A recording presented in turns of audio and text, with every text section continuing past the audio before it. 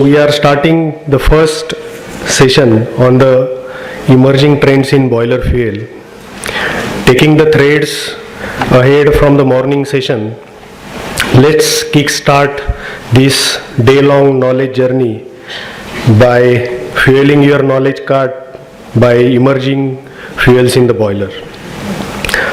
Now, first of all, why there is a need to think about some other fuels than the traditional fuels? Many things are being discussed in the inaugural session by the honorable speakers in the morning session.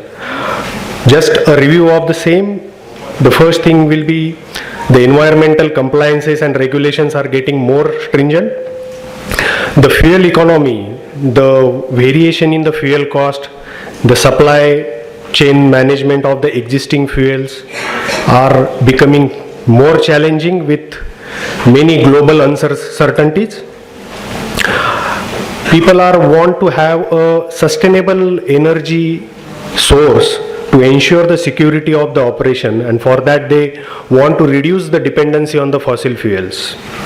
Technological advancements are happening in the field of boiler, as we seen or discussed in the morning session as well. And as an industry, the boiler manufacturer as well as the users are also now committed to create a better future for the next generation by reducing let's say an emission level, so that we can keep something for the generations to come. As we discuss, at global level, India is also committed to many things as far as the environmental compliances are concerned. Like, we want to increase the capacity of non-fossil fuel based electricity power generation to be increased by 50% by 2030. As we discussed in the morning, by 2070 we have to go to a net zero emission level. What is net zero? The amount of carbon you emit to the environment and amount of carbon dioxide taken back by the environment, the effect should be nil. We will discuss that in detail as we proceed in the presentation. We want to reduce the carbon emission by 1 million ton by 2030. We want to increase our renewable energy power generation by 50%, and to do all this we need a carbon sink. What is carbon sink? Like the forest, ocean, soil. These are some natural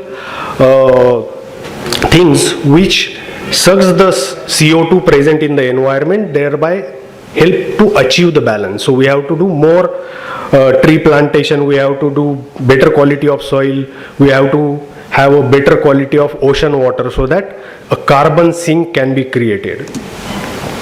Traditionally, if you see, the fuels which is being used by the boilers is coal, which contributes to currently about 45% of the global CO2 emission. Then the second is oils like furnace oil, diesel, LDO, many types of oil. This contributes to around 35% of the global CO2 emission currently. And the third one is slightly better fuel to fire is a natural gas, but it contributes to around 20% of the global CO2 emission currently. So after discussing this, let's see what is the new that is there which can be used in the boilers. The first is the biomass. Second is the electricity. Electricity is as such not a fuel, but by means of electricity we can generate a heat to produce the steam. Biofuels like biodiesel, ethanol, biogas, green hydrogen we discussed in the morning. And some of the industrial waste. Industrial waste can be in terms of biomass waste or the lean gases produced in some particular industries like BFG gas, coke oven gas. Those also can be served as an alternative fuel for the steam generation in the boiler. To start with, the biomass. For example, your rice husk, your bagasse briquettes, wood chips, some food shells, those can be termed as a biomass, as these are renewable source of fuel which can be replanted and reused we will see a technology required to fire this fuel. Technologies are available. Many plants have already converted from coal base to biomass base. The technology, we have to choose a correct technology depending on the source of biomass, because there is a lot of variations happens in the biomass depending on the season, depending on the source, and many more things. So the technology lies in the correct selection of the firing equipment, which is nothing but the grate on which your biomass burns. So we in a Forbes Marshall have a technology of dynamically air-cooled grate, which we have developed in collaboration with Vinca Belgium. So Forbes Vinca, we offer this technology to the industry. There are many installation on this technology in India as well as in Europe and Americas, which are successfully running. The advantage with this technology is that it is a highly efficient technology. It is environmental friendly when you associate with this some pollution control equipment and the scrubbing mechanism. And the advantage is that it can be digitally connected to improve your uptime. It has an intelligent combustion manager which regulates the combustion process when biomass is put onto the grate.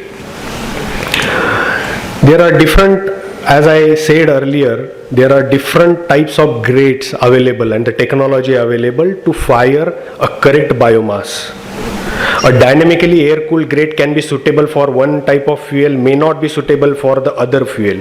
It depends on many things, like for example, moisture content in the fuel, what is the ash fusion temperature of your fuel.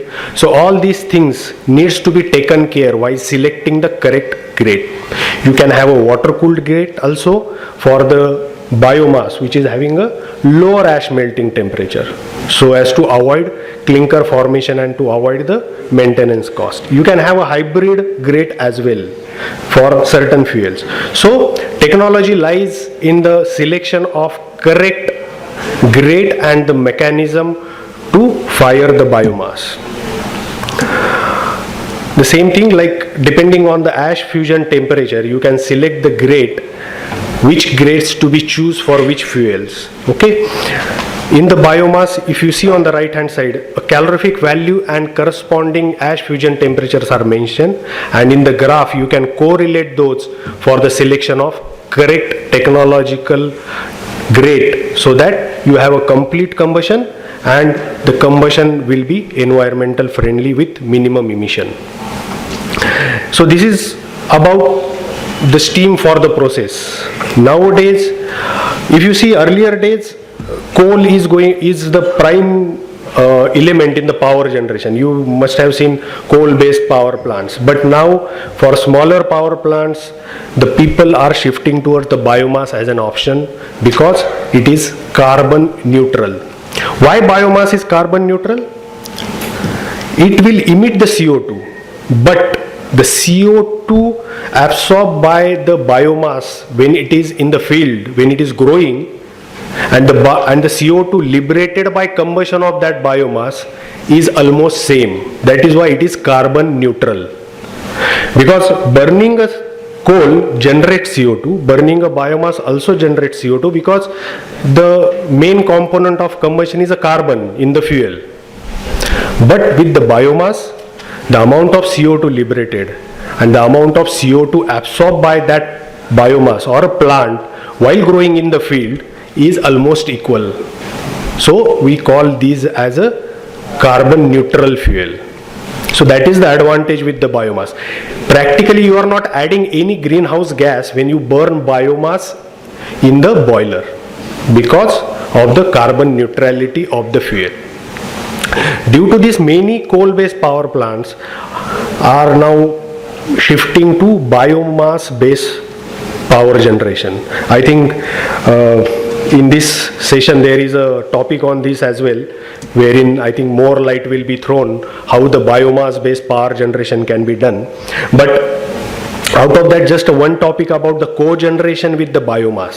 So for the process industry like pharma, textile, or any process industry wherein the steam is not used for the power generation but also for the process, there if you integrate a high pressure boiler with a back pressure turbine, it can produce an incidental power as well as it will give you a steam at required pressure and temperature for your process heating.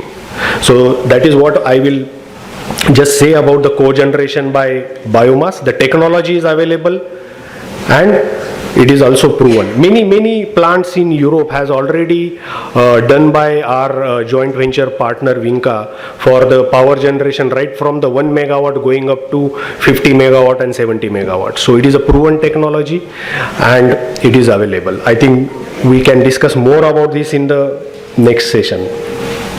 The next one is the electric boiler. I think there was a slight mention about this in the morning session as well. Now electricity is not as such a fuel but can be used for the steam generation or a hot water generation in the process industry.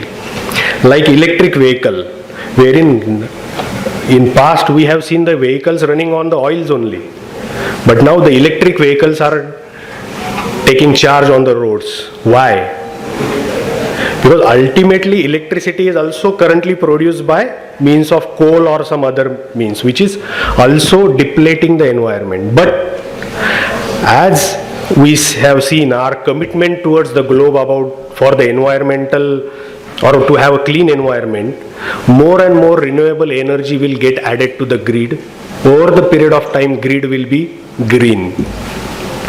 And then the actual benefits of electricity as a source of heat for vehicle or boiler will be realized. So if you see this picture, this is a electric boiler of 2 megawatt or equivalent capacity, you can say 3 ton, for one of the major brewery in Bhutan. We have just supplied. It will be commissioned in next 1 or 2 months. It is under installation. So in electric boiler there are two types of technologies available. One is electrical resistance based boiler and one is electrode based boilers. So resistance based boilers are normally been constructed for a smaller capacity, let's say 100 kg, 200 kg and right up to 6 TPH we have already developed. While the electrode boiler works on a different principle and those are normally will be designed for 6 ton and above capacities.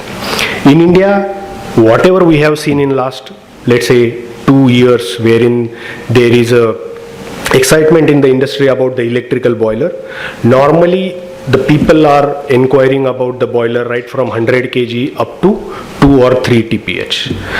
Okay, so there is a technology available which is also proven. We have already done about 5 electric boilers, 2 for our own consumption, 1 for one of the FMCG plant in North India, 1 of the pharma plant in Maharashtra. So the technology is there and it is proven. Only things, there are certain advantages and some feasibility and challenges we have to study before investing into these technologies. The advantage with this, of course, it is a zero emission as there is no combustion of fuel. The efficiency of electric boiler can be as high as 99%. There will be only the distribution losses and the surface losses from the boiler. It will be a quiet operation.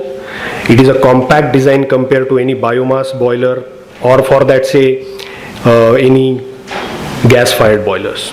All the safeties related to the electricity will be inbuilt into the panel.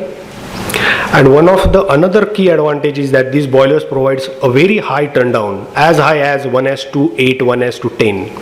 That means boiler keeps running in stepless condition for very low load in case of the demand in the plant goes low. And on all these turndown, the efficiency of boiler will be almost same. So as our grid gets more and more greener, the advantage or the electric boiler will take a rule in the future, we can say.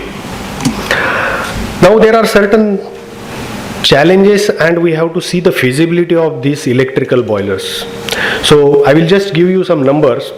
To generate 100 kg of steam you need around 65 kilowatt of power. Okay. The feasibility of these boilers, if you have to put it on the paper only from the point of view of operational cost, then if you have a normal electricity rate of say 8 rupees or 10 rupees per unit, then the feasibility from operational point of view will turn out only in case of oil fired boilers. Gas prices are still, on gas it will be like neck to neck. We have to check on each case, so that thing we have to keep in mind. As it is a electricity which provides the heat, we have to depend on the grid supply. The capacities of the boiler, like high capacity boilers, are yet to be proven in India. The infrastructure required for the electricity distribution, like transformer, capacitance bank, LT panel, HT panel, the high cross-sectional cables up to the boiler house, so that initial investment is currently looks higher compared to any other normal boiler. And the feasibility will be more, as we said, when more and more renewable energy sources like solar or wind or hydropower adds power to the central country's grid. Next thing is biofuels. So normally the biofuel, when we say, it is ethanol, biodiesel and biogas. Ethanol is not yet used in boiler. We are using ethanol with some portion of blend in our vehicle oils, while biodiesel and biogas can be used in the boiler. Now if you see the biogas, we will first discuss about the biogas. Any industrial waste like fruit pulp, potato peels, these can be treated, and by anaerobic digestion you can generate a biogas which can be used in either generators to generate a power or in a boiler to generate a steam, and maybe in the future we can use a biogas based vehicles. I am not sure, but it can be done. Similarly, agro industry wastes like leaves or some bagasse, some seeds, those also can be put into a digester to generate a biogas, and those also can be used for the same applications. Now, is there technology available to burn these biofuels? Yes. So we have already installed these boilers called a floating furnace boilers, which is a patented design of a Forbes Marshall. If you see the biogas, it is a very low intensity fuel, low intensity or low heating value fuel. You need more biogas to generate the same quantity of steam. And the quality of biogas depends on the feedstock, what you are feeding to the digester. So the main component of biogas are methane and CO2. Apart from that, there is a polluting component called H2S, which is polluting also, and it also have a corrosion effect on the boiler parts, ducting and the heat recovery equipment. So those care has to be taken. But to fire this biogas, you need a large furnace volumes. So if you are talking about a standard smoke tube boilers using for the biogas, like for example your biogas normally have the calorific value of around 3000 or up to 5000 kcal per meter cube. Then let's say a 10 ton normal gas fired boiler can be used to generate only 4 to 5 ton by using biogas. So you need a bigger furnace to fire this. You also need sometimes supplementary fuel to fire the biogas. So these things are addressed by a floating furnace boiler wherein there is a high furnace volume. These boilers are very quick to respond to the load fluctuation. Okay, and a high capacity as high as 70-80 ton, and different pressure options are available with this technology to fire the biogas. Now biodiesels are nothing but the extract from the plants, vegetable plants or animal fats or some waste oil. So it is a biodiesel is nothing but the extract. So some of the biofuels you can fire with normal pressure jet burner. So every time, or if you have by chance a biodiesel available, you have to consult with its detailed analysis with the designer. because some of the biofuels or biodiesel have very different property than other biodiesels. It depends on the source of biodiesel. So rotary cup burners are normally used for the biodiesels which has some ash content, or if they are highly viscous. In such a cases, rotary cup burners are available, and those are already tested and proven on the biodiesel, not only in India but outside India as well. With rotary cup burner, you can also have a multi-fuel option wherein biodiesel and gas can be combined to generate the steam. Okay, so this care we have to take when we choose any other fuel than the traditional fuel. The advantage with biofuel, will be reduction in the greenhouse gas emission. Greenhouse gas are mainly CO2, methane and nitrogen oxides. Okay, as we are going to use waste in the digester to generate a biogas, this waste if put unattended, it releases methane, which is a greenhouse gas, which is not good for the environment. This if done really well, this can also be a renewable and sustainable fuel. They are using a waste material, so it helps, and it also helps to reduce soil and water pollution if these waste material are kept unattended. The challenges, as we discussed briefly, the quality of biogas and its composition varies season to season and feed to feed. Biogas, as I said, it has a low energy density. The biogas storage and distribution is also a critical thing. If you are generating a biogas, normally it needs to be utilized nearby only.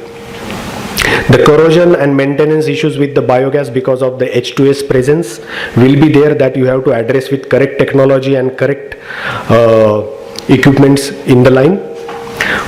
Also, the biodiesel quality and standard, it may degrade if you store it for longer duration. Some of the biodiesels are hygroscopic. They attracts the moisture from the environment and then they become degraded. You cannot use that. So you have to take care of those if biodiesel is available. Biodiesel supply chain and the cost issues are still there. The cost of biodiesel may not be very low compared to any normal diesel. So that also we have to say. And about ethanol, see, ethanol is being tested in Brazil actually. So Brazil produces the most of ethanol currently from sugarcane, corn cobs. So it is produced by a fermentation of sugar component from sugarcane or corn or barley crops. So ethanol in Brazil, they use 100, they also have 100% fuel firing vehicles in Brazil. But on boiler, they have not seen much success. We may see some blend in some of the oils and use in the boilers, but still it is uncommon. But in future, we never know, it may come up. The next interesting thing is green hydrogen. So green hydrogen is being produced. Why it is green? Because if you see the hydrogen generation process, actually it is a splitting a molecule of hydrogen and oxygen from the water. Excuse me, Sri Kharade, go some in speedway. Okay. Air speed. Yeah. So there is a cathode and anode, and it will be electrified by means of by renewable energy. Then it is called a green hydrogen. If you are using a grid electricity to separate it, then it is not a green hydrogen. It is only a hydrogen. The floating furnace boiler, which we discuss, also can be used for the hydrogen firing. In hydrogen has a very high calorific value when you use it in kg terms. But as the density of hydrogen is low, in volume terms, the calorific value is low. So that is why you need a bigger furnaces and a different boiler technology to fire the green hydrogen. The burners, as I said, the hydrogen is very explosive. It may carry some moisture. It may be a corrosive sometimes. If you see the chlor-alkali industry, there is a byproduct. They get a byproduct, hydrogen as a byproduct. So all the distribution lines for this hydrogen and all will be SS. There will be moisture separators. There will be flame arrestor. All the burner and components needs to be explosion proof. So this may make an initial investment to fire this slightly higher. Advantage, of course, the same like zero emission. It will have if you can make a green hydrogen, it will be an independent energy source, and the versatility is because you can use the hydrogen as a fuel for many more things. Electrical vehicle batteries with fuel cell having a green hydrogen is under development. And energy storage, if renewable energy can be stored in the form of hydrogen, it can be used when the renewable source like solar or wind is not available, but when it is available you can liberate the hydrogen and keep it into the storage, so it can act as a storage mechanism for the renewable sources also. Then feasibility and challenges, of course the high cost of production, infrastructure required for the storage and compression, energy efficiency needs to be worked out, operational safeties needs to be taken care because of the nature of the hydrogen, and currently the initial investment for this fuel are high because of higher cost of boiler and other instrumentation. So having said all this, we can conclude boiler fuels are evolving due to environmental, economical and regulatory compliance. Biomass, biofuels, hydrogen can be the future for the boiler industry, but this transition will happen, maybe slowly, may it happen fast, I don't know, but it will happen because it is a need for the cleaner environment and improve the plant efficiencies. So with this note I will conclude. Maybe I have taken slightly more time, but thank you for the patience learning. Thanks a lot. Hello. Thank you for a speech for emerging trends in boiler fuel, and concluding your speech by speedy way like electric boiler.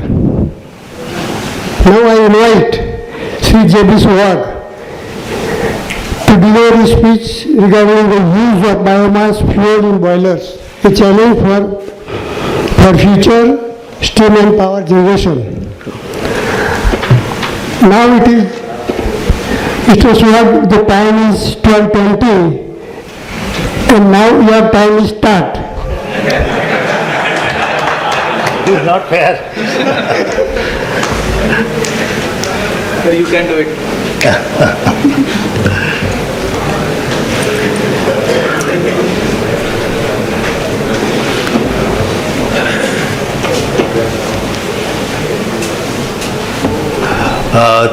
First of all, thank you very much for Saket organizers inviting me on this forum every year and sharing my new ideas and new technologies and my future, what we were doing earlier and now what is the coming. So any time when when we are working with the industry and any new thing or new fuel, mainly because fuel is the heart of any industry. Now any industrial cost, if you consider steam or energy cost, around 20-25% of the total their costing part. So fuel is very much important. Every industry is looking for a cheaper fuel. Earlier in our age, when we are in the starting of 20th century, there was a lignite fuel introduced at that time or came into the market. So boiler manufacturers, they were managing with the old boiler, means those who are working with the coal, and just like at that time, the lignite was challenge for us to burn. We were burning 30% lignite, 70% Indian coal or imported coal, like this. So any fuel when comes in introduced to the boiler industry, it will becomes a challenge for everyone, and mainly the challenge for operating and maintenance personnel, because ultimately they have to use. So at that time earlier, when the fuel was lignite fuel or that fuel was introduced, the efficiency was not a matter in that age. But now we were having more challenges. Operating personnels were having more challenges. Why more challenges? Because now we have to see the efficiency, environment and cost. Right? We have to balance all three. We have to balance all three. Earlier we were balancing only the stability and utilization. That's it. આપણે steam બનવી જોઈએ, irrespective of anything. Now what? Steam તો બનવી જ જોઈએ, but with the effective costing, environmental, and as well as stability. So these all are the challenges for the incoming future, means upcoming fuels, and mainly now when we are talking about the stability, sustainability, and all these things, and zero emission. So ultimately now the goal is that to reduce the fossil fuel or this coal as much as possible, So we have just started and taken the initiation for using fuel other than coal. So the major fuel available or now coming in the market also, we can say, and growing also, to use a biomass fuel, right? So biomass technologies are now coming up. Boilers, as the rightly says, foamers and all other players are also coming up with a bigger capacity, even higher pressures now coming up in the next decade of the years. We may see the good power generation with these biomass fuels also. So without taking much time, we will start something. What is the biomass? Everybody knows the biomass is ultimately the energy from the solar is converting into the chemical energy in form of a agriculture things. So it is a accumulation by means of chlorophyll photosynthesis process. Ultimately solar energy is converting into the chlorophyll, and photosynthesis process is converting to the chemical energy. So this is the biomass. Now earlier or even today also we are seeing that a lot of biomass is being burned in the northern area. We are seeing this type of picture every year, and this it is very difficult to breathe also in that environment in Delhi area or in Haryana, Rajasthan, and Punjab area. But it is means again saying it is energy. Biomass is now we can say energy. Earlier we were not thinking about that energy, but now it is energy. Even a single straw also burn. It is you are burning energy. You are burning a money, right? So now the scenario is different. So we have not to see this type of picture now in any region, because now we are not sustained without this energy. So the energy from biomass now we have to convert this energy from problem to solution. Earlier it was a problem. Why the problem was there? Because the farmers have forced to burn this energy. Why they forced to burn the energy? Because they have to harvest a next crop immediately after this crop. So there is time in between these two crops was very, very less, and it is a very easy method to burn out and to make a farm ready for the sowing. So that was the problem with them. Now this problem can be converted into the solution and utilization of that energy for the further steam generation and power generation. So the problem was that it pollutes the air. Everybody knows, right? Invites the disease, lot of disease. Even they are forcing to burn the burn the energy. They are inviting the disease for themselves also, but unknowingly they are not knowing what disease they may invite. And wastage of resources, rightly says wastage of resources, and decrease in soil fertility also. In other way they are reducing the fertility of the soil also. But now the solutions are there. So what is the solution? Means source of income. Now somebody is giving them a money and taking that fuel as a fuel, then there is a source of income for the farmers.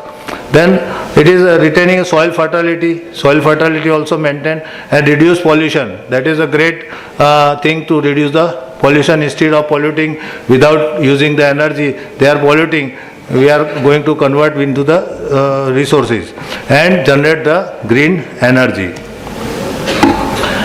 Now biomass is biomass to bioenergy. As we say, there are other ways also to convert or to use the biomass.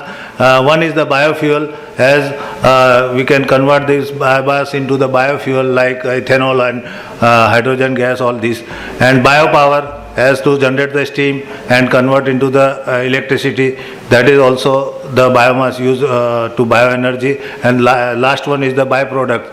Byproducts means we can convert into the many chemicals, plastics, leather, etc. to convert this biomass into the. So there are a lot of uses now. It is not like that we have to throw the biomass. There are number of uses of biomass to make it money. So as we say, the biomass is also having a variety, because biomass is not like that we can get like a coal in a single area or in a bulk tonnage, but variety like pizza, right? That's why it is called a pizza. Now upcoming pizzas for boiler. We have to taste the boiler with different pizzas, varieties of pizza. Right, so these are the varieties of fuel. Variety of fuel. Now we are going to taste the boiler. Right, every boiler is having a different taste of different fuel, biomass, different problems, different challenges. Right, it is not like that one biomass is same challenge to the another biomass. That's why it is a different biomass with a different challenge, different opportunity, different cost, different everything different. It is not same. So number of biomass available in India, a variety of biomass available in India, but we have to capture the thing, whatever the available, wherever the available, whatever the price available, we have to start using of the same in our boiler, or we have to design our boilers accordingly. New boilers we have to think for the availability. According to the availability, we have to think for the new boilers also. Now we have not to purchase a boiler only on coal. No, we have to think for this type of fuel, because upcoming fuels are these only. Coal is nowhere. So we have to think about this all, this wood waste, briquettes, cassava, palm waste, coal, corn cobs. Corn cobs is also having good energy. Corn cobs means જે મકાઈને આપણે ખાઈને ફેંકી દઈએ છે, બરાબર, it is having good energy. આજ સુધી પહેલાં સુધી આપણે વિચારતા જ નહોતા, ફેંકી દેતા હતા, પણ આપણે ફેંકતા પહેલાં હવે વિચાર આવશે કે આપણે પૈસા ફેંકી રહ્યા છે. We are throwing money now. So we have to think about all these fuels. IDF and SRF, that is also an upcoming future for this utilization of our waste. And rice husk is the bulk amount of rice husk in the available, and wood pellets. Now these are the view for the different fuels, as earlier we were talked in this slide. The wood, that is wood fuel, forest residues, then mill residues, then agriculture residues, urban wood and yard de-oil cake. De-oil cake means where the oil industries, edible oil industries, they are having a residue also. This way we can use a having a good calorific value, but challenges also. These are the animal waste, animal manure, and dedicatedly crops. Now the farmers are also now started growing to the dedicated crops, where only use this biomass only. No other fruits or nothing is coming over that, but only to use as a biomass fuel. See the scenario, national scenario of the biomass in our India.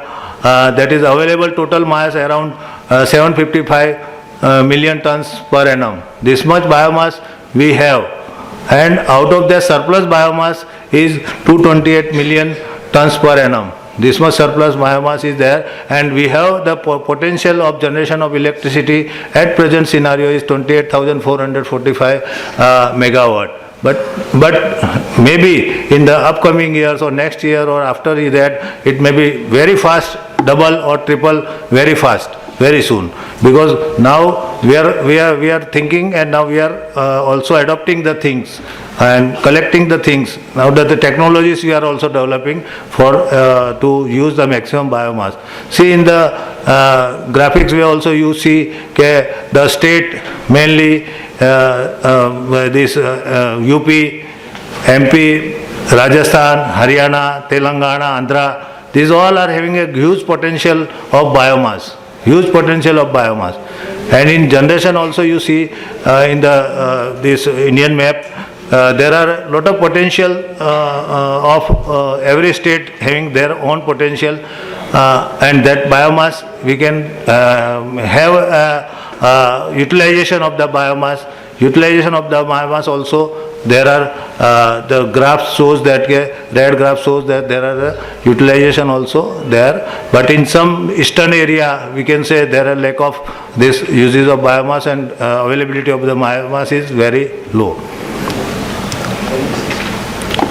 So now this slide shows that the residue production means how much residue production per ton of crop. Per ton of crop, how much residue we can get to utilize as a biomass, right? So every crop is having its own residue percentage or own residue ton per ton of crop. Like this rice husk, we can have 1.2 to 2.9.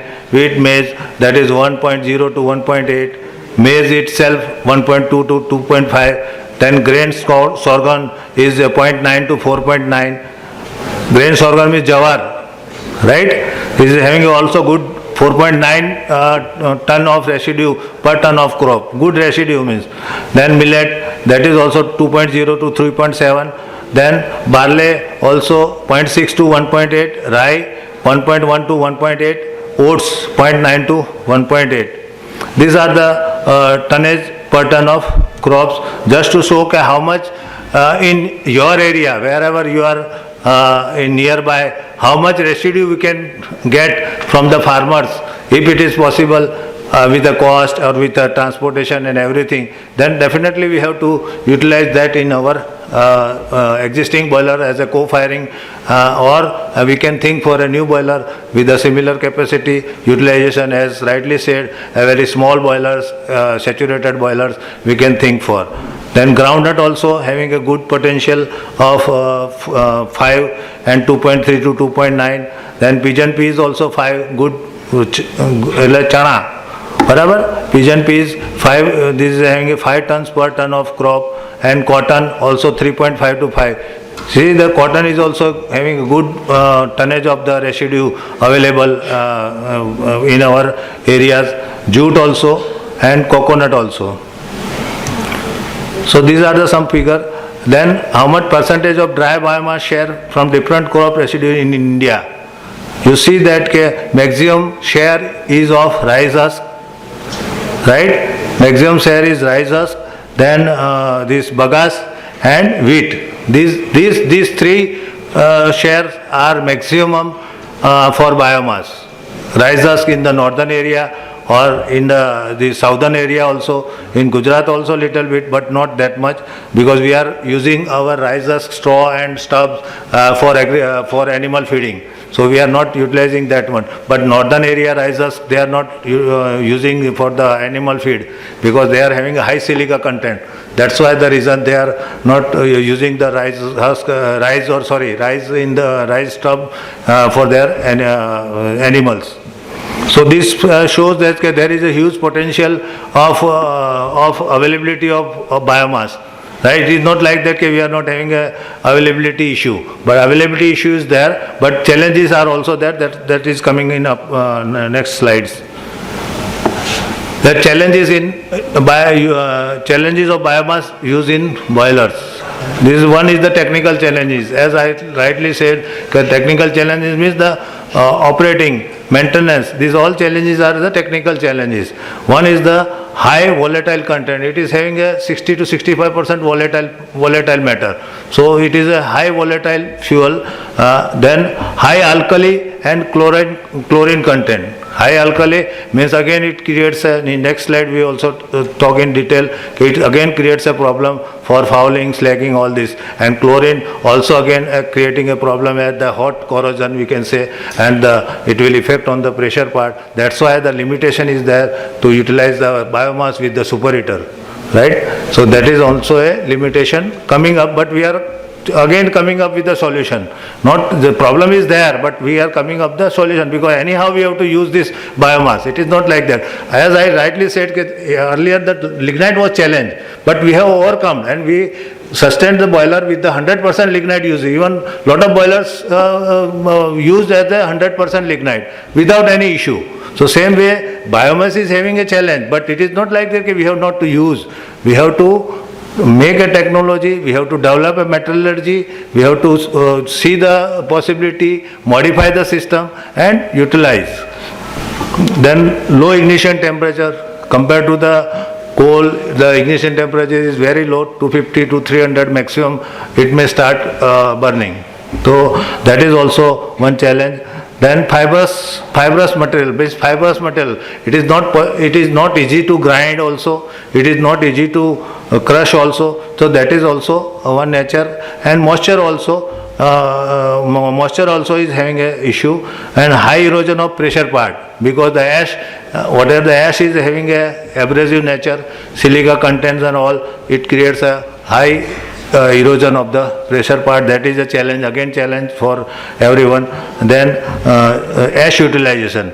It is not like that cement companies are using this ash or like this. So again, utilization and dumping of ash or how to manage this ash is a challenge technical challenge for the users, means boiler users.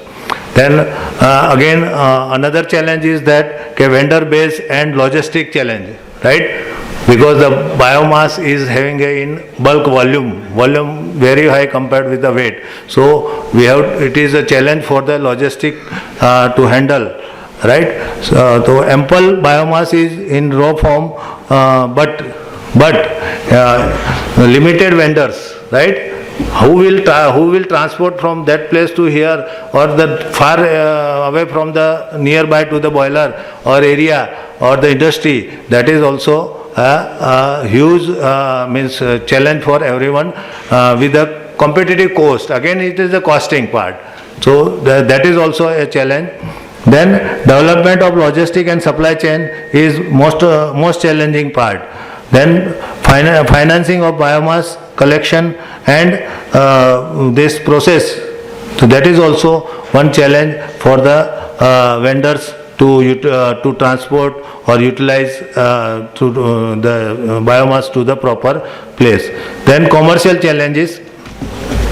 Commercial challenge is the biomass is costlier than that of coal in some area. Right? In our area we can say if availability is also there, but the cost part, it is very high, so it is forced to us to limit the use of biomass, because ultimately if you use the biomass, then if your steam cost is going high, then your owner says no, don't use biomass, we have to use only coal. Presently this scenario is there, but where the abundant biomass is available, it becomes very cheap. I have seen that in the northern part, the steam cost is 800 rupees only. 800 rupees only. They are burning 100% biomass. So it is very cheap for them. Nearby 100 kilometer, if you transport this fuel, it is going to very cheap. Rice straw, rice stubble, this is very, very cheap. So compared to this, still we are, means in our Gujarat area, still the costing part is very much important. That commercial challenge for us. Then high steam cost with respect to coal, as I told. Then incentive from the government we are not getting. Until and unless some incentive from the government may not come, it is very difficult for us to utilize the biomass.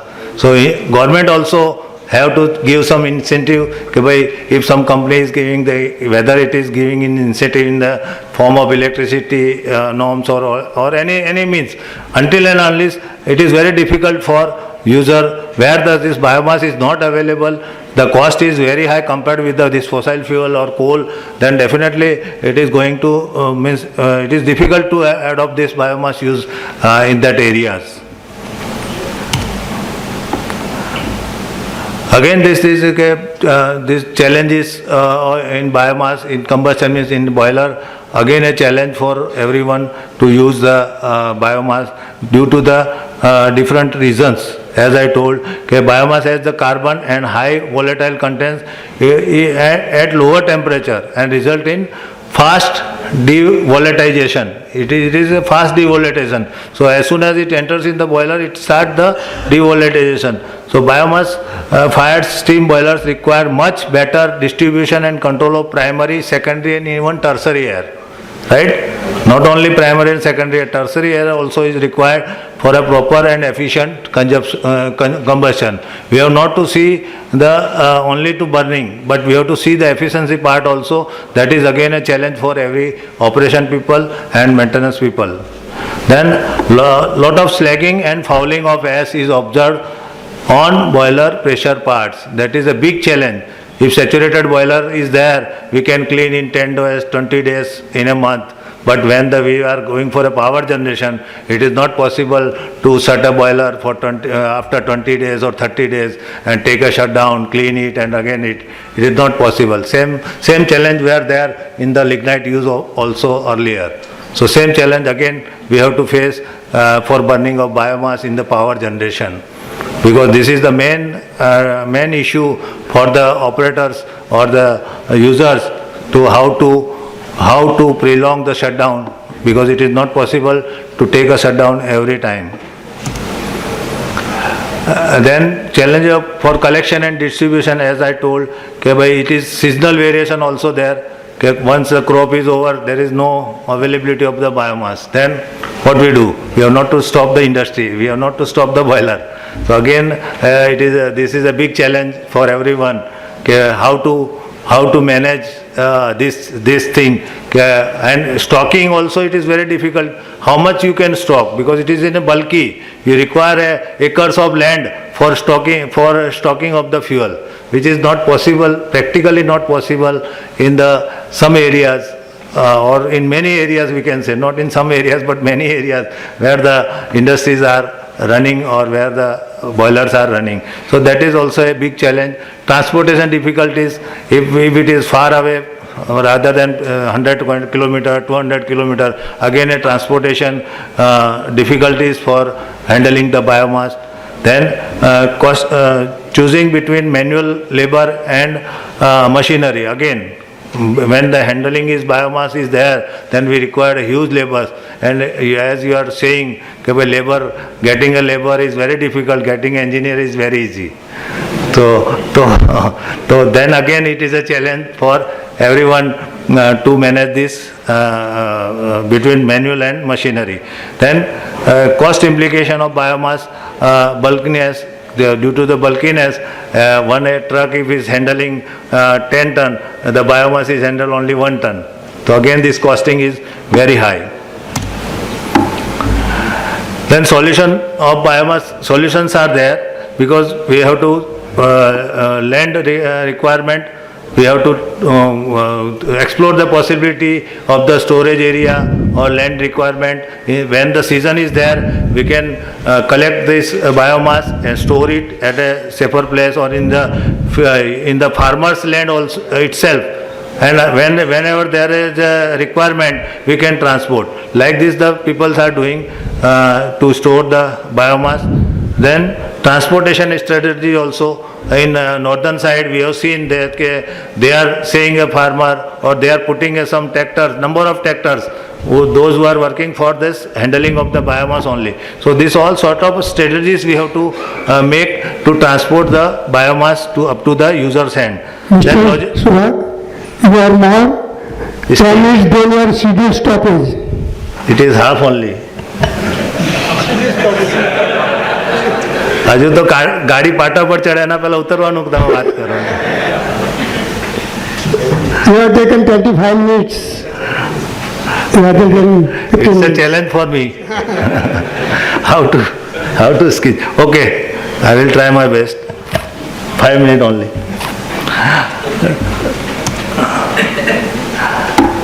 So biomass conversion, because it is difficult for handling of the biomass and this costing of logistic costing and transportation, the technologies are now coming up to how to minimize that costing and handling.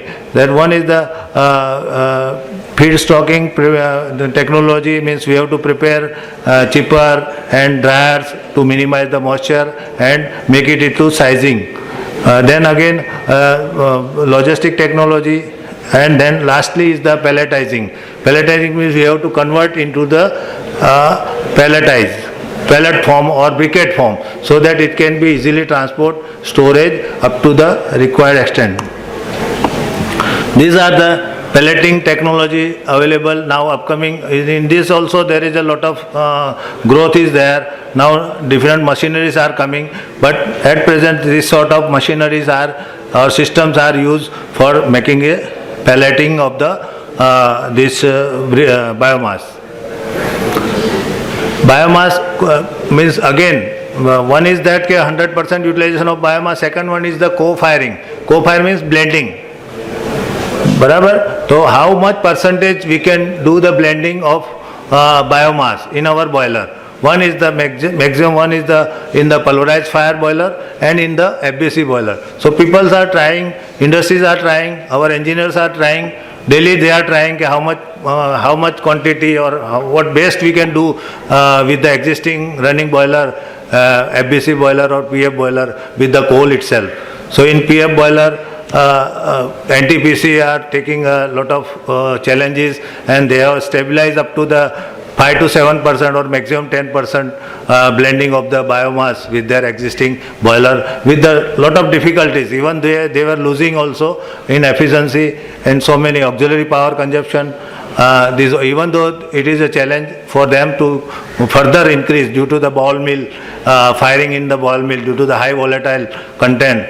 There were chances of the fire in the itself ball mill, and very difficult in crushing also. So these all sort of challenges they are facing, but still they were established up to because government is forcing them to blend minimum 5 to 10% of biomass. Now government is forcing to each plant to utilize the biomass up to certain percentage, means 5 to 7% or maximum up to 10%. So it is challenge for everyone. Then slagging and fouling, as I told, corrosion, slagging, fouling, because in existing boiler, existing power plant with superheater, reheater, everything is there, and if we are utilizing, then it is a challenge for them to how to minimize this slagging, fouling and corrosion in the pressure part. Ash utilization again. Earlier they were utilizing the ash for this cement plant. Now they are resisting to utilize the ash even. Now same way challenge for in the FBC boiler also. Same way in the like PF boiler they are having a different challenge, but FBC boilers they are having a different challenge because the possibility up to what percentage possibilities are there. 30% up to 30% blending is possible till that, but people are trying for the 40, 50 or 100% in the existing boilers. Then storage and handling, as earlier I told, proper blending ratio means it is very difficult to maintain the ratio also.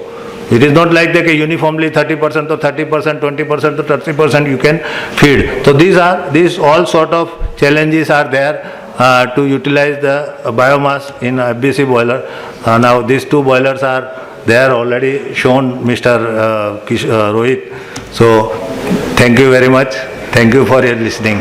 Thank you very much.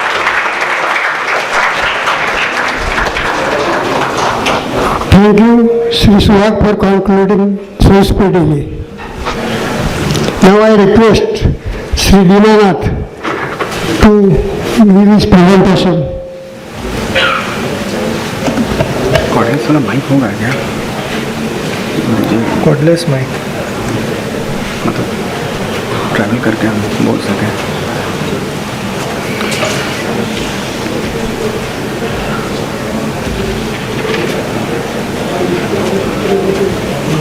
यहाँ से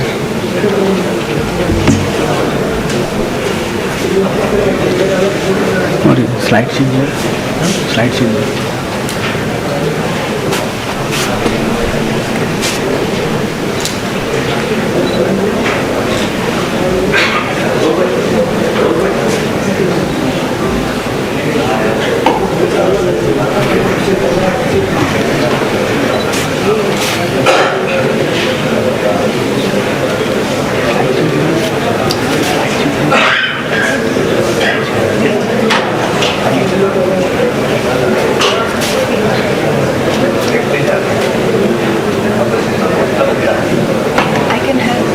हाँ yes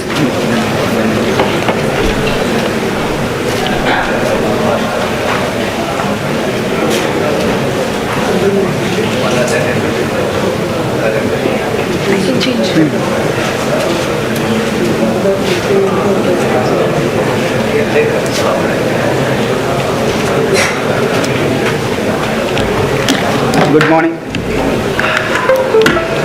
Yes, good morning.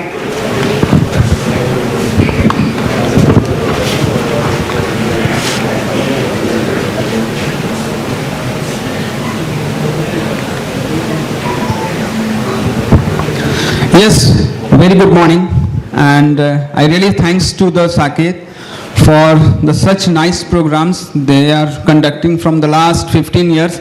And yes, I believe the word is about the innovation, right? Innovation. So the word innovation start, the word, the letter is called I, means yes, I believe that it should be comes from first from I.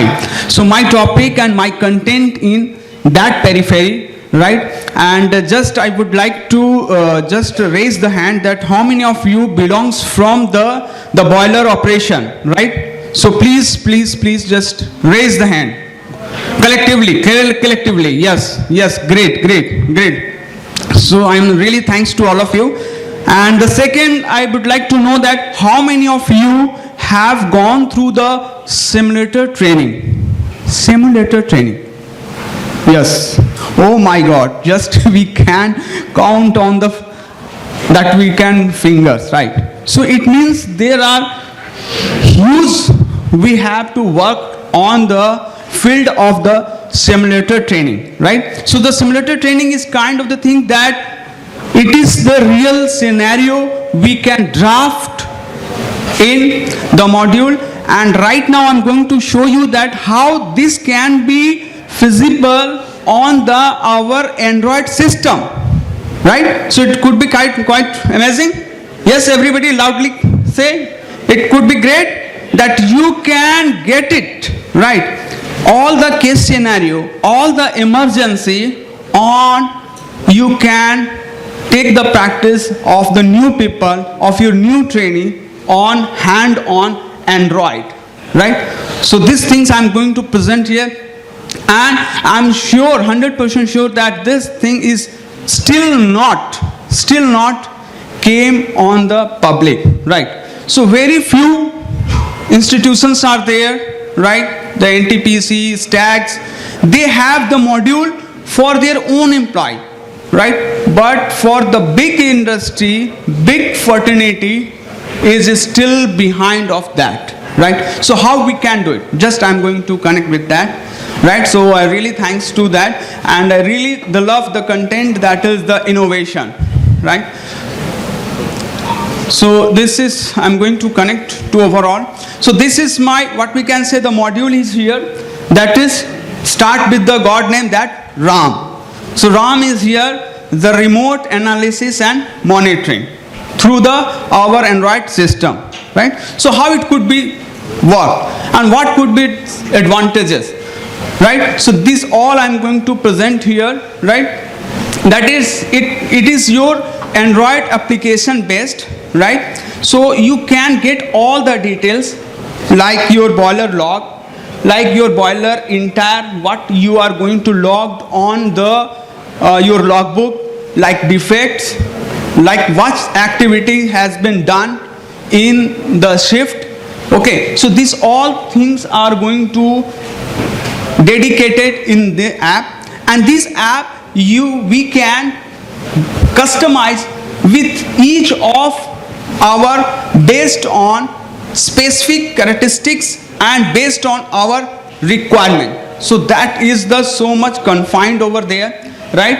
What you need, what characteristic, what kind of, just our previous speaker has told about the challenges and the varieties of the fuel we are using, varieties of our requirement, right? So somewhere we are using the superheated steam, somewhere we are using the saturated 5 kg, 10 kg, 20. So based on that we can modulate it, and it is going to help a lot to trace the history, to trace the data, through which we can take what the inventories are required, what the things we have done, and what the preventive is required for that equipment. So all the things are here. So this is the what we can say the desktop is here, right?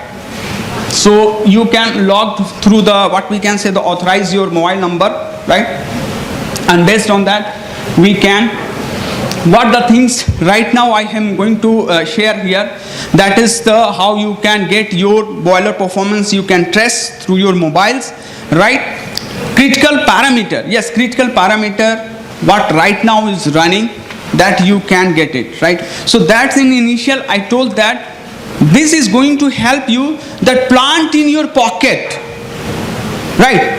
So that is I have my vision that your plant now it is in your pocket, right? And this is going to be feasible, right? So this was previously, right? So many the logs, then we are doing the manual entry of all the data we are doing, right? But that not the ace, right? This is what we can say the part of the innovation, right? So how we can do it, right? This is definitely you have the question in mind, right? So this how this Android system, this Android apps is going to be work, right? Okay, so we can test all the things, right? Initially, right now I'm giving with the digital log with the 3 months you can store the data, but it is on what we can say we have our own the cloud out there, so that we can have the more than 1 year, right? Then we have the what we can say the silent features of these apps, right? That all the what we can say with your ASME PTC 4.1 we can analysis, we can take the boiler performance, right? What are the equipments right now running, right? So you don't need to call to the control room, right? So this is what we can say the many concern of the HODs, right? That what equipment right now is running, right? How I can, so these all are going to show on your screen, right? So just I'm going to show you that this is also what the field operator, right? This is the concern of the hard and top management, that what the logs are there, how I can trace it with my own office, with on my house, right? So just with the simple barcode, and that is going to installed to your each of equipment. When the operator is going to be filled, you can get it, and I show you right now. And for that who are interested, I will also show the live what we can say the demo, right? I will give the version, right? And they can download, I will share the file. So you can save the data, and I will able to show you that what you have saved, right? So this is all the things here. So this is one what we can say, one screenshot what I have to show for this presentation and session. I am connected here. These things, these are what we can say, just I have take the few data, right? But it can be more and more, right? So that we can, whatever the critical KPI are there, all KPI we are going to log and we can trace it. So these are the some data. So this is what we can say, that date and times are there. So operator is going to be filled, and when it is submit, you can get it, right? So what the right now status of the each equipment and condition of the plant. This is also condition that how which equipment is running, we can got it, right? So this is what we can say, the some technical specification as concern of the apps based, right? So this is what we can say based on the Google, right? And it is what we can say safe and robust. There is no any what we can say the issue of the cyber threat. Also, yes, this apps is also having the facility that if any parameter is going to be deviate, right? So you can get it the SMS, which is, yes, which is still not going to give your DCS. Am I right or not? Yes, everybody. Can you are getting that from the DCS any SMS? No. But these apps, you will have the facility that any parameter is going to be changed or going to be abnormal. What are the registered number or what are the concerned persons are there, they will get the notification of that, right?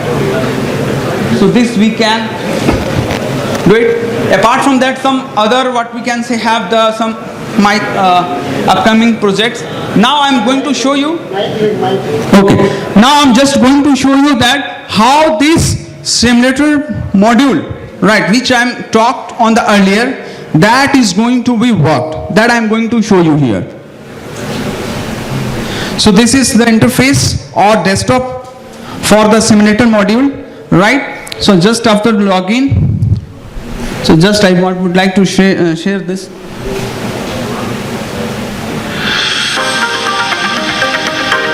Speaker can connect it. Speaker can connect it. Just 1 minute, pardon. Speaker, please connect.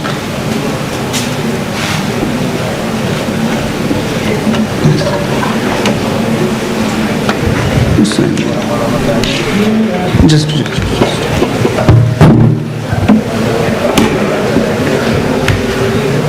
पीछे रुको मैं कर देता हूँ.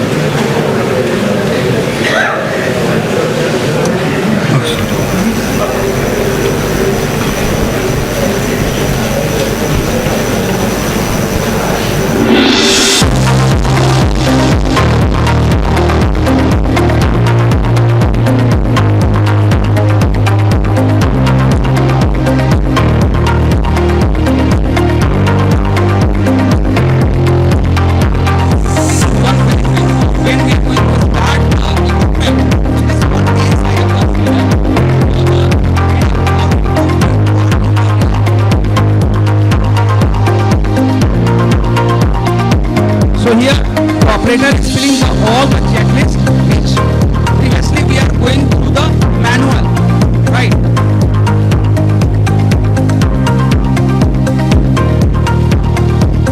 Like your startup of your ID fan, PA fan, right? Pumps.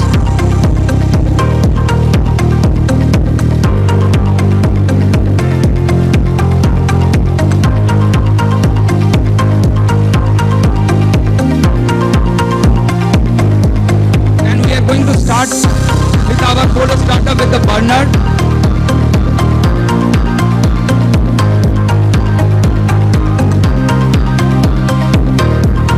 So here in the face we can see the time, drum level, temperature and your O2 percentage.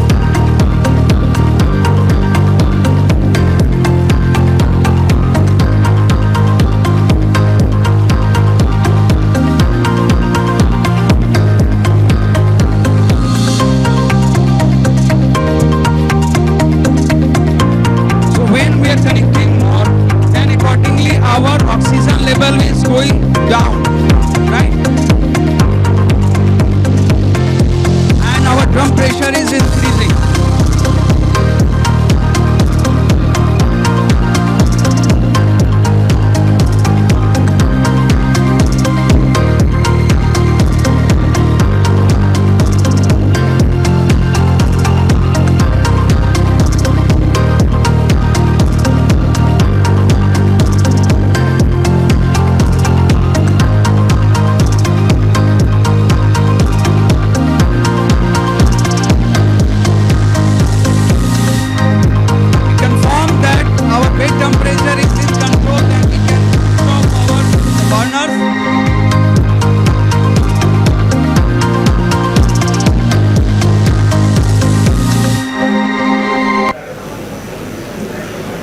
So this is what we can say the small simulation I have shown, right? But it will be have your hurdles will be there, right? So that we can track, we can trace out that what we have our people, they can taking the right decision at the right time, right? Because the new people we are not going to handle the direct to the what we can say on the running DCS or the running boiler, right? So this is for them that they can go through that, right? And we can evaluate them with the emergency, right? Because in the real we can get the real emergency, right? So this could be the practice over there. They can do it, right? And we can check it at what they are going to, in the fraction of seconds, they are going to take the decision of right. So this is the overall, and this this is what we can say. I'm working on that, the thing, and very soon this is going to be worked in the running. So thank you to all. This is already I have presented in one of the international forum.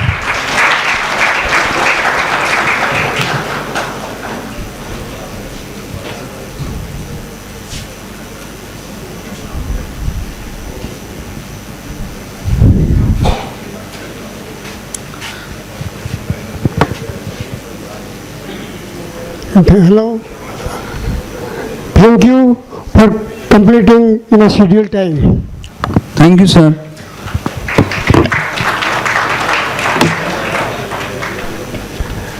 Now I request Sri Chetan Shah of Health Testing and Training to give his corporate presentation. Behalf The introduction section will be there after. behalf of Hertz Testing and Training Center, Mr. Ridham Shah will present.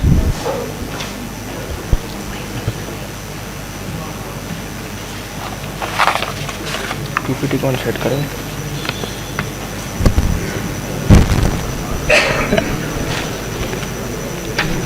Excuse me.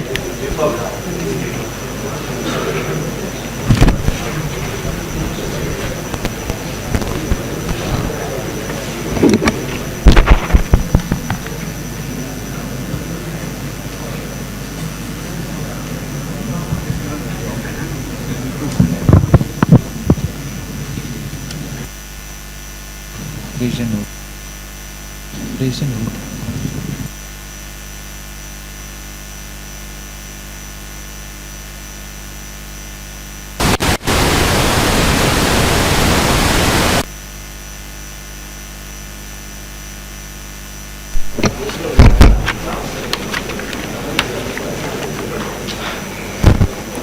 Good afternoon, everyone.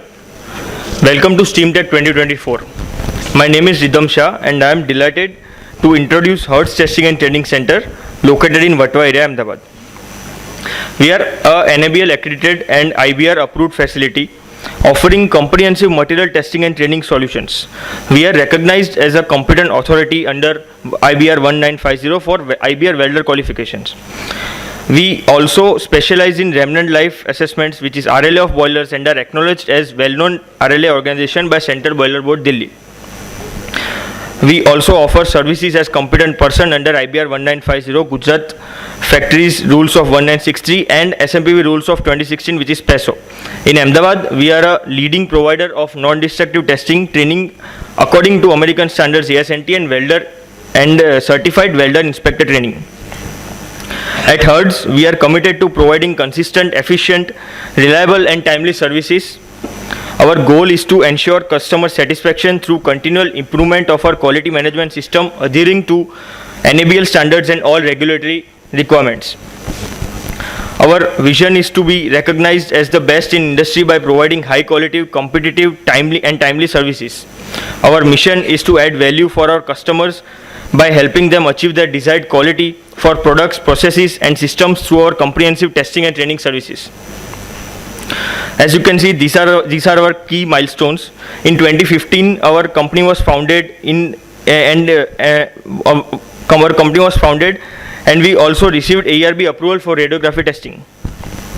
We received IBR and NABL accreditation in 2016. In 2021, we received IBR well-known approval. In 2022, we got approval as competent authority and competent person by IBR and PESO respectively. And last year in 2023, we got approved as competent person by DISH. These milestones reflect our growth and dedication to meeting industry standards and regulatory requirements, demonstrating our commitment to high quality services. These are our performance metrics.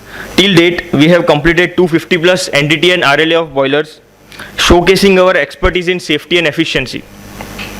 120 plus shutdown jobs completed, ensuring smooth and industrial smooth industrial operations, 120 plus failure investigations conducted identifying root cause and solutions, and 100 plus welders certified maintaining high standards of quality and safety. As you can see, we offer these vast range of services. We offer destructive testing services which evaluates mechanical properties of materials, conventional entity services in almost all methods such as DPT, MPT, UT, VT, PMI, thickness measurement, radiography, in situ metrology, etc. We offer crucial advanced entity services like PAUT, internal oxide thickness measurement, Scorpion, which is remote access ultrasonic chloral, ID, ECT, RFET, IDs of tubes, helium leak testing and magnetic flux leakage. We also offer RLA services which helps to assess remaining useful life of boilers. We offer stress relieving and post weld heat treatment services which helps enhance mechanical properties and reduce residual stresses. IBR welder qualification which ensures welders meet necessary standards. FFS assessments to determine equipment fitness for service. We also offered third-party inspections. Let's start with destructive testing. Destructive testing is crucial for evaluating the structural integrity and performance limits of materials by subjecting them to various stresses until failure. This helps us understand material properties and ensure safety in engineering applications. Next, we delve into tensile and hot tensile testing, which measures ultimate tensile strength, yield strength and percentage elongation to understand material performance under stress. This test is widely used across various industries on components like plates, pipes and tubes, round bars, castings and wires, etc. Moving on to bend testing. It assesses the strength and ductility of materials by determining their behavior under bending stress. This destructive test helps understand material flexibility and its ability to withstand deformation without cracking. Common components tested includes plates and pipes. Impact testing. Impact testing is crucial for determining a material's toughness by measuring the energy absorbed during fracture. The higher the energy absorbed, the tougher the material. We offer CHARPY and ISO test methods typically on plates after cutting out a specimen of an adequate dimension. Chemical analysis. Chemical analysis determines the exact composition of materials using a fully computer-based optical emission spectrometer. This advanced equipment ensures precise and reliable results essential for quality in all manufacturing plants. We specialize in analyzing metals such as iron, aluminum, copper, nickel and titanium. Microstructure examination. Microstructure examination involves analyzing the internal structure of materials to predict their behavior in service. Using the Olympus DSX 1000 digital microscope, we perform detailed evaluations at magnifications up to 7000x. This technique is crucial for components like boiler pressure parts, heat exchangers, vessels, austenitic and duplex stainless steels and failure analysis. Hardness measurement evaluates material resistance to wear and deformation using various scales like HRB, HRC, HB and HV. We use machines such as Micro Vickers, Vickers cum Brinell, Rockwell cum Superficial and Prosec Ecotip 550 hardness machines. Key components include parent material, weld and HSZ areas and low thickness material. Corrosion testing is essential for understanding and preventing material degradation. By understanding how materials corrode, strategies can be developed to enhance their durability and lifespan. Types of corrosion test we offer are IGC practice A, B, C, D, E, F, which is ASTM A262, IGC practice W to Z, ASTM A763, and IGC test method ASTM A923. Now coming to non-destructive testing. This is a vital technique for evaluating the properties of materials, components or systems without causing any damage. It saves times and costs associated with repairs and replacement while enhancing the overall quality and longevity of products. NDT is crucial in industries like aerospace, automotive, construction and manufacturing. Methods such as DPT, MPT, UT and RT are used to detect flaws, cracks and other defects that might compromise safety and performance. Coming to the first method, which is dye penetrant testing. Dye penetrant testing detects surface defects using visible or fluorescent dye. The dye penetrates any surface breaking defects, making them visible under appropriate lighting conditions. This method is useful for detecting cracks, porosity and other surface discontinuities. It's used on weld joints in boilers, heat exchangers, vessels, process columns, headers, tube and all critical pressure parts. Magnetic particle testing. Magnetic particle testing detects surface and subsurface defects in ferrous materials by magnetizing them and applying magnetic particles. These particles accumulate around any defects, making them visible and allowing for precise identification of flaws in metal structure.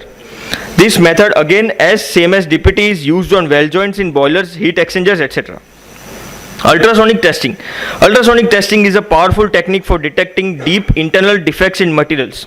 It uses high frequency sound waves similar to medical ultrasounds to see inside materials.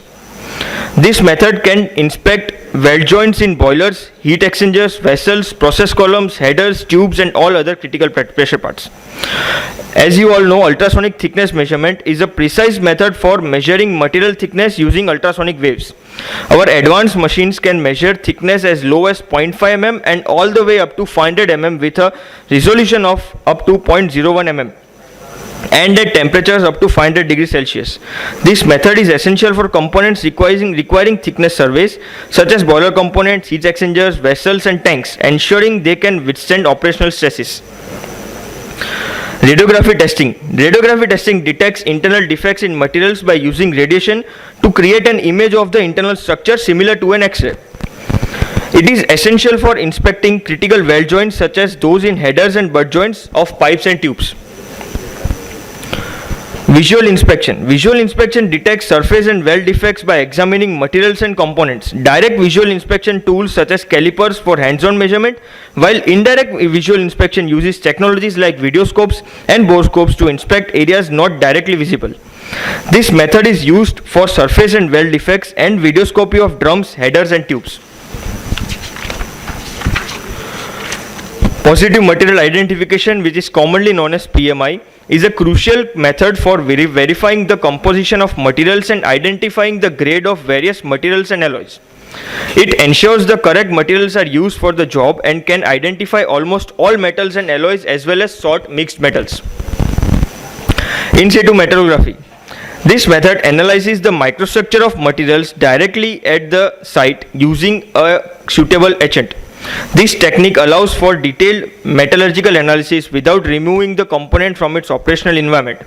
It is essential for examining critical components like boiler tubes, steam drums, headers, vessels and process columns to detect microstructural changes or defects. Coming to advanced non-destructive testing. Advanced non-destructive testing includes sophisticated techniques to evaluate materials and components without causing any damage. These methods offer more detailed and accurate assessments than traditional NDT techniques.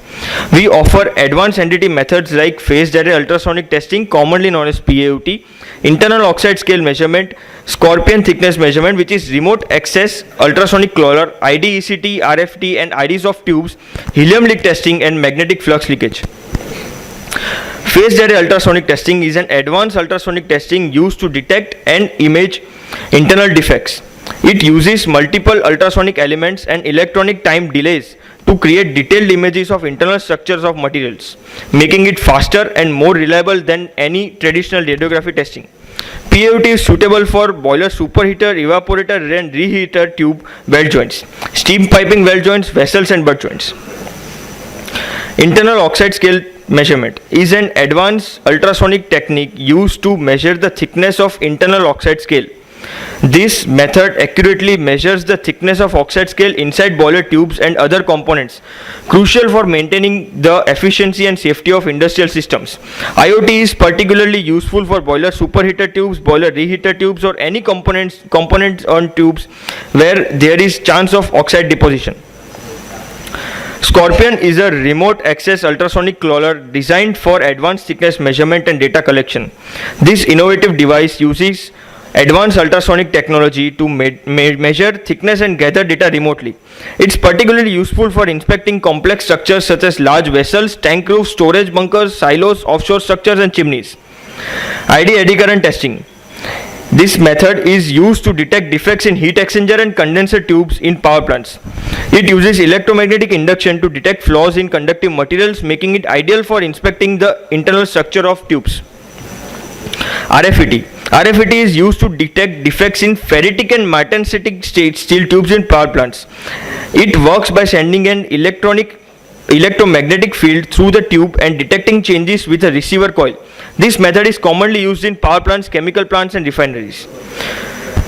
The internal rotary inspection system, commonly known as IRIS, is an ultrasonic based non-destructive testing method for detailed internal inspections of tubes in boilers, shell and tube heat exchangers and fin-fan heat exchanger tubes.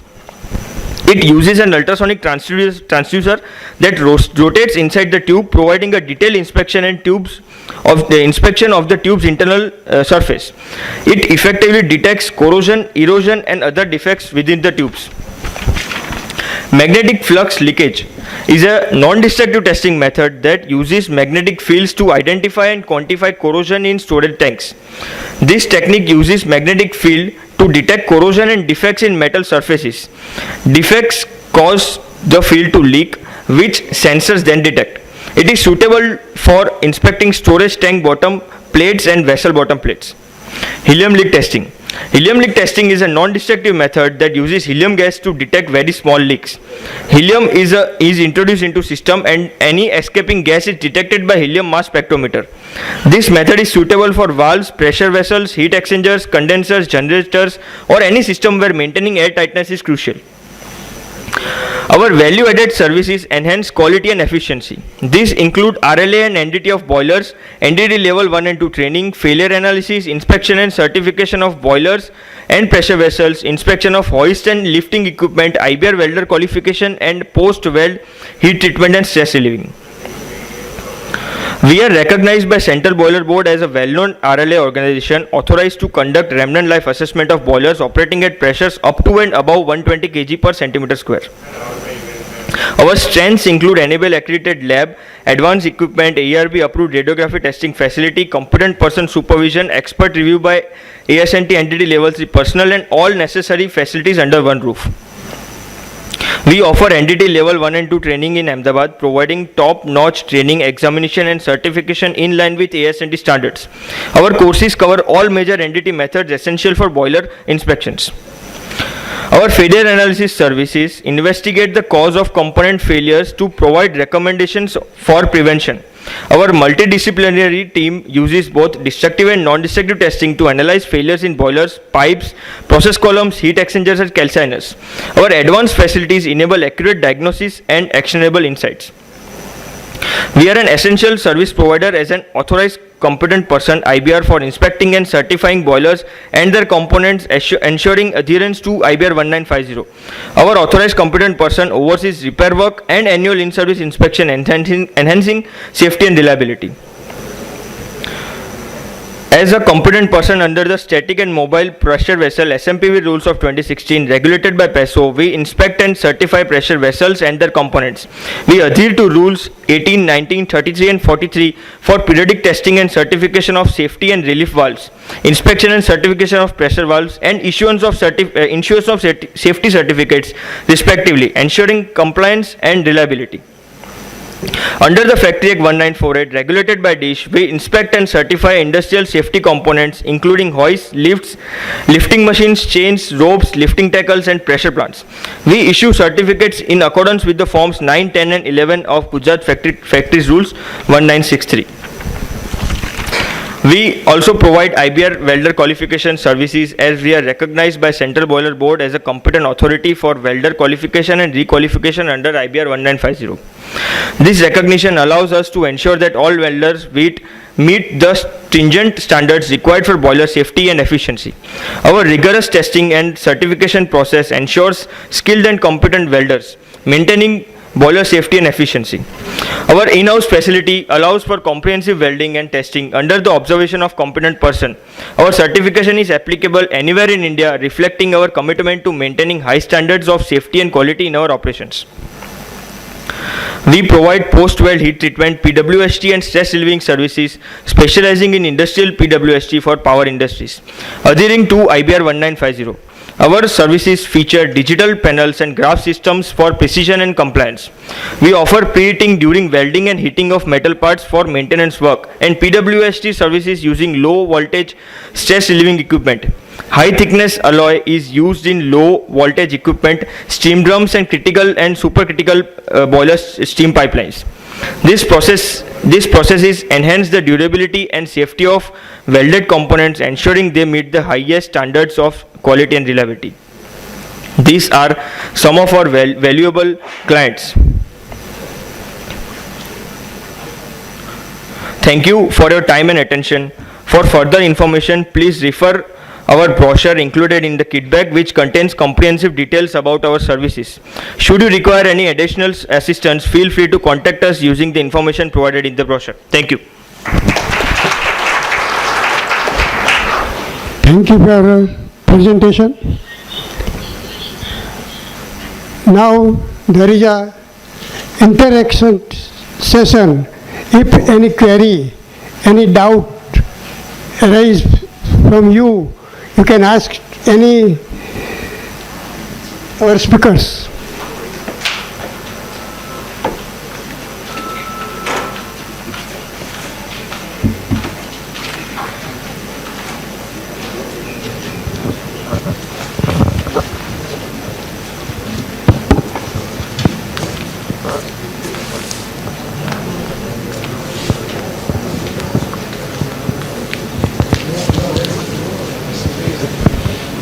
If you have any questions, please.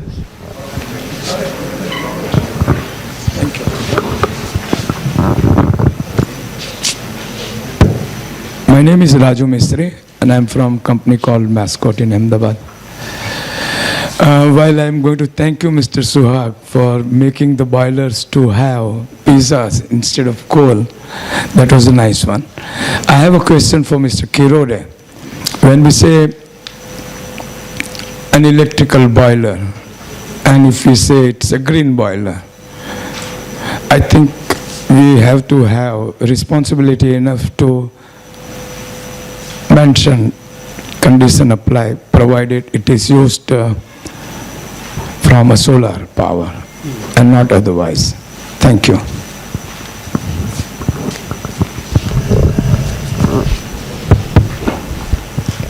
Yes, sir. Yes, you are right. I made a mention of as the grid will become green, it will incur more benefits. Currently, with current electricity, if the source is coal, then the feasibility and all those things needs to be worked out. That is a challenge, but in future it will happen, was the point. The same is the applied to electrical vehicles also. Yes, yes. We own that ownership to say that only if it is used through solar, will it be a green one, otherwise it's not green. Solar is there, wind is there, hydro is there. Hydro is also there. Hydro, solar, wind. As long as it takes from the grid, it is not green. Yes. And we owe that responsibility To make it green. users. Yes.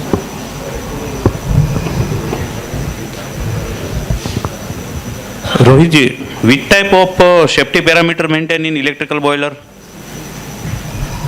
For electrical hazard only, huh?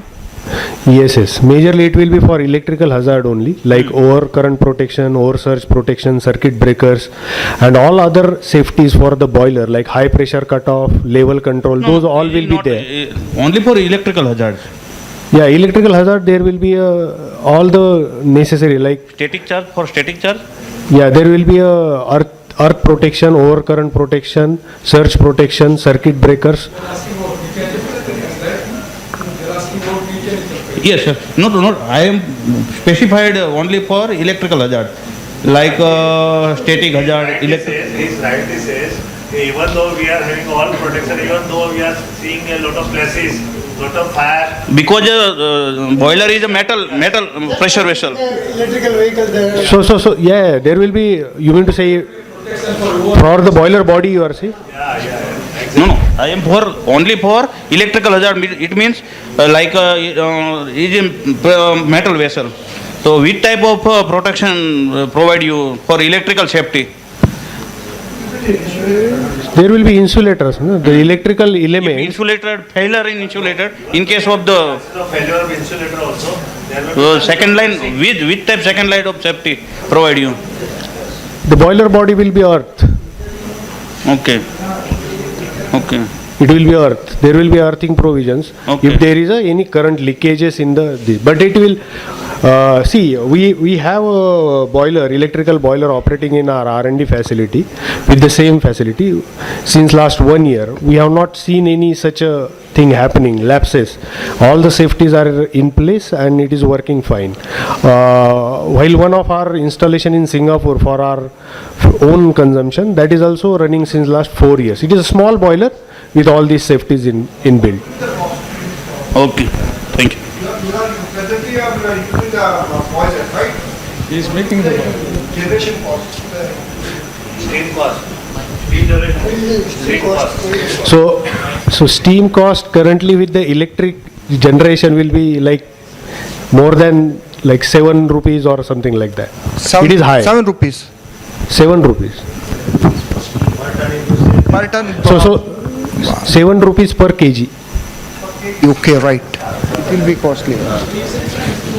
It is almost 4 times higher. So if you compare with the like biomass if you have, it will be around 2.5 rupees, and this is like 6-7 rupees. It is But like I don't think biomass will be the cheaper, I think.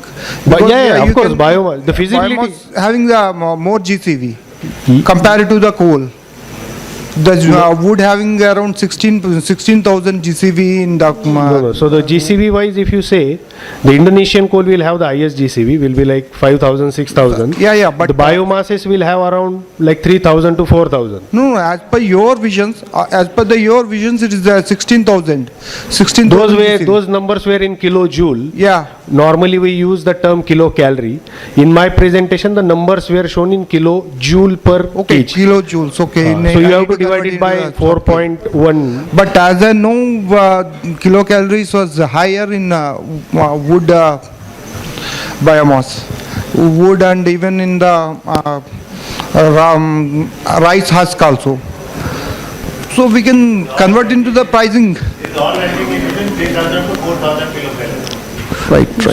So that is why, as Mr. Mistry has said, unless and until we have a sustainable renewable energy source to get our grid, then the OPEX wise it will be viable.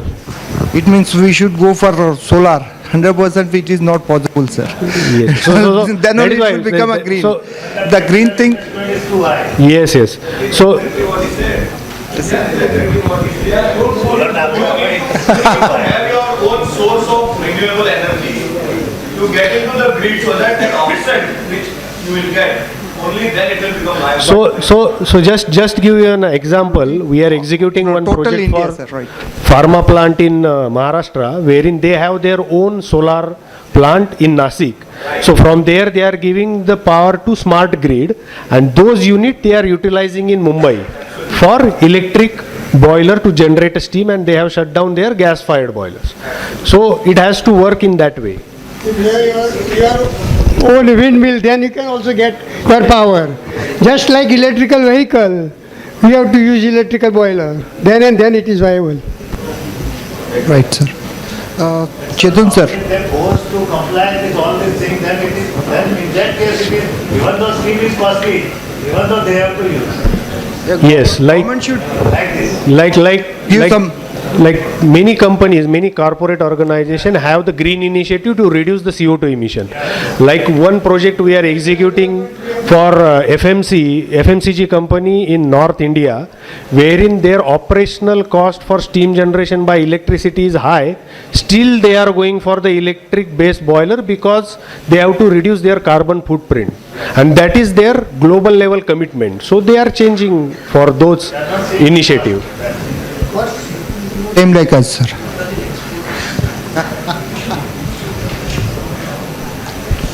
Any more question? Sir, it's not a question, it's a doubt. Can I have? To whom you are asking? Hello sir, मारो सवाल Dinanath sir को है। Dinanath sir, जो आपने जो application बताया है वो डीसीएस के साथ कैसे कनेक्ट होता है, उसका क्या प्रोविज़न रहता है, और उसके अंदर इनकॉर्पोरेट करना है डेटा तो किस तरह से हम कर सकते हैं, और is there any require any other server or not?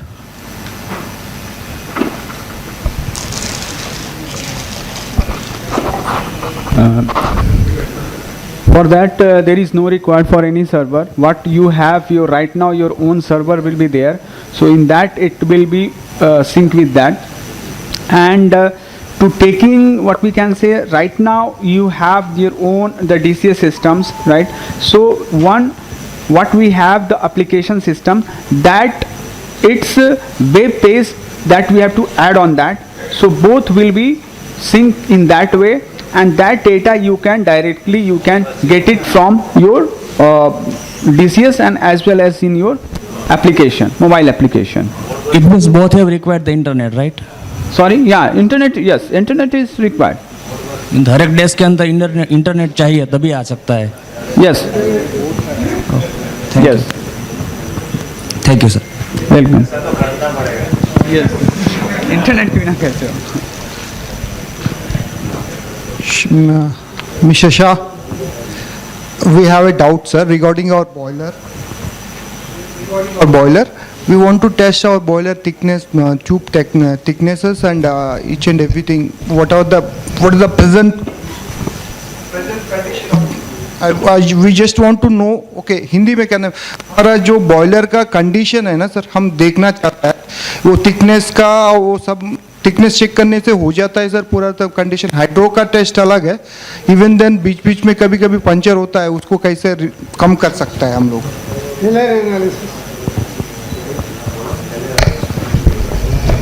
You are taking regarding our failure analysis of tube. I'm talking about the health of the boiler. I just want to know how to test my boiler health. Regularly we do the hydro test and we come to know that okay, pressure wise it is withstanding. Actually the thing is that is there any pit holes or something is happening?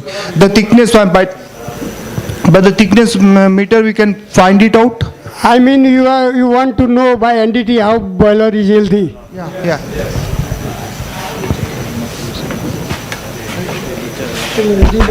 Hello.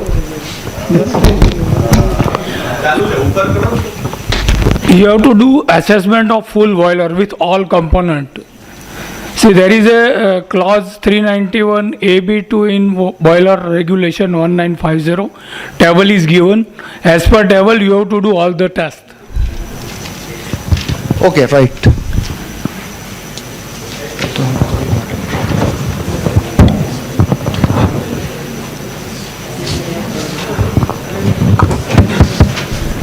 After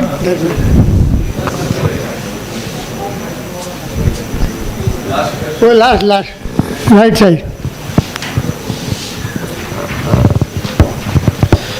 Hello, I am Trivedi March from Poshak Limited.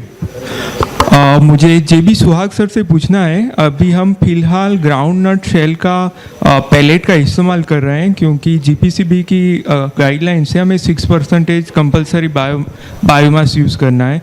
तो क्या उसका कोई better alternate रहेगा हमारे लिए? Briquette अच्छा option है या ग्राउंड नट शेल का जो पैलेट है वो अच्छा रहेगा? पैलेट ऑलवेज अच्छा सॉल्यूशन है, पर कॉस्ट में आप जाएंगे तो ब्रिकेट सस्ता पड़ता है, पैलेट महंगा होता है.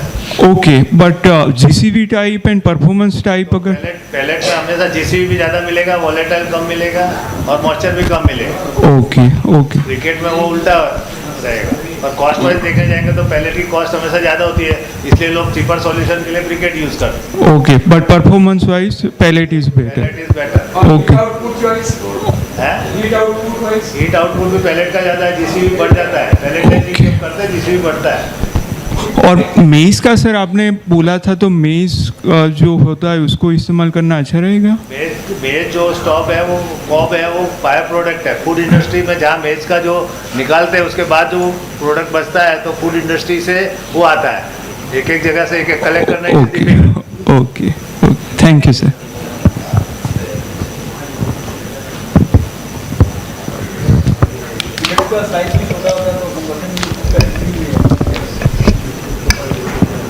Anyone?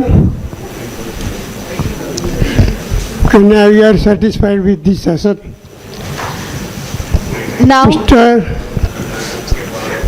Rohit Khirode has given regarding the commitment of climate change, use of biomass, advantage of boiler other than fossil fuel boilers.